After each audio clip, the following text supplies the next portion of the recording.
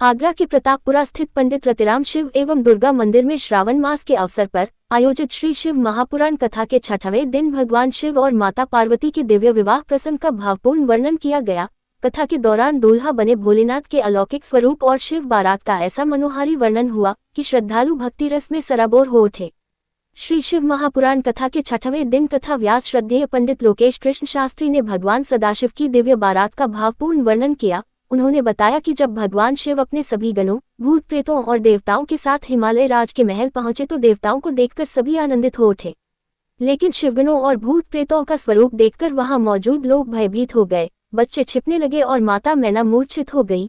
कथा व्यास ने बताया कि माता मैना ने नारद मुनि को इसका कारण मानते हुए उन्हें कोसा, लेकिन नारद जी ने समझाया कि ये सब विधि का विधान है जिसे कोई बदल नहीं सकता। माता पार्वती के समझाने पर माता मैना शांत हुई। इसके बाद सभी देवताओं ने भगवान शिव का भव्य श्रृंगार किया और उन्हें दूल्हे के रूप में सजाया। भोलेनाथ के उस मनोहारी स्वरूप को देखकर सभी मोहित हो गए।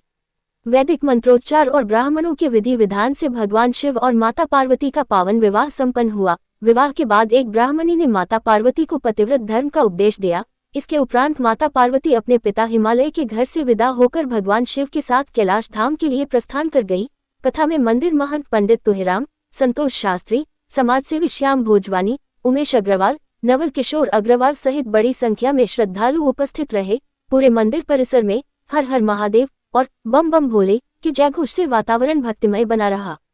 शिव पुराण का आयोजन किया जा रहा है, लेकिन सावन महीने में शिव पुराण का क्या महत्व है ये तो परमात्मा ही जाने कि क्या चीज मिलती है हमें शिव पुराण में आके। जो लोग आते हैं उन्हें मालूम है कि क्या मिलता है क्या नहीं मिलता है। हम शिव पुराण में आके बहुत सारी चीजें प्राप्त करते हैं। भगवान की कृपा सबसे बड़ी कृपा है। आज शिव पुराण में माँ पार्वती शंकर का विवाह बताया। उसके बाद गणेश जी और कार्तिकेय भगवान की जन्म दिवस के बारे में बताया। गणेश जी का भोले बाबा के बारे में बताया कि कैसे भगवान को गणेश जी को कैसे उनका सिर काट के दूसरा सिर लगाया गया। क्या कहना चाहते हैं? ये शिव महापुराण भगवान सदाशिव की महिमा का एक पावन ग्रंथ है और श्रावण के पावन महीने में कहते हैं कि जिस समय श्रावण का महीना प्रारंभ होता है तो श्रवण नक्षत्र लग जाता है। श्रवण नक्षत्र के लगते ही श्रावण चालू हो जाता है।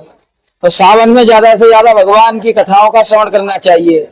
लेकिन प्रतापपुरा के इस पावन रतिराम शिव दुर्गा मंदिर में सावन के महीने में भूत बावन भोलेनाथ भगवान सदाशिव की सुंदर कथा का आयोजन किया गया है, जो सामूहिक रूप से कथा चल रही है, जिसमें भक्त बढ़ चढ़ के हिस्सा ले रहे हैं, अपना तन मन धन सब कुछ इस कथा में अर्पित कर रहे हैं।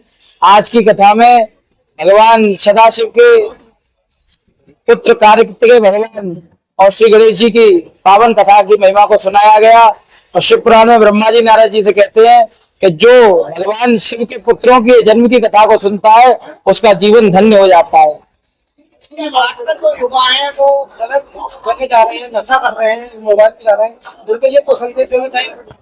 उनके लिए केवल एक ही संदेश है कि देखो भैया, इस संसार में नशे से किसी का कभी भला नहीं हुआ है और आपको ये शरीर दुर्लभ मनुष्य आदि है। ये मनुष्य तन मिलना कोई साधारण बात नहीं है। 84 लाख योनियों के बीतने के बाद में ये मनुष्य तन मिलता है, लेकिन अंदर गर्भ में पड़े पड़े कहता है भगवान एक बार छोड़ दो भजन करूंगा। लेकिन यहाँ पर आकर के काम, क्रोध, मोह, मदिरा इत्यादि में व्यक्ति लग जाता है, अपना जीवन खराब कर लेता है। युवाओं के लिए भजन ही एकमात्र साधन है जो उनके गलत राह से उन्हें बचा सकता है। बड़े ही आत्मनिक तरीके से लोकेश शास्त्री जी कथा का श्रवण करके जिस तरीके से उन्होंने कल शिव विवाह था और आज उनकी कथा का जो वर्णन करके बताया है, निश्चित ही लोग भाव विभोर होकर मंत्र मुग्ध होकर भोले की अमृतमय लीला में मस्त थे और हर कोई यही कह रहा था कि ये पल जो है ना हमसे ओझल ना हो। भोले बाबा बड़े दयालु है और जो सुनने वाली जो संगत और जो आ रहे लोग वो भी बड़े दयालु है। सब पे गुरु महाराज इसी तरह की कृपा करते रहे। और जो भागवत में और शिव पुराण में राम कथा में क्षण मात्र के लिए जहाँ भी सत्संग कीर्तन भजन होते हैं क्षण मात्र के लिए भी चल जाता है तो निश्चित उसका कल्याण है। जय भोले। उसका क्या महत्व था, क्या सीख मिलती है? देखिए, मैंने आपसे भी क्या बोला, कथा सत्संग भजन, कथा का शीर्ष यही होता है कि हमको वो जीवन जीने का तरीका सिखाती है और जीवन जीने का तरीका जिसको आ गया कथा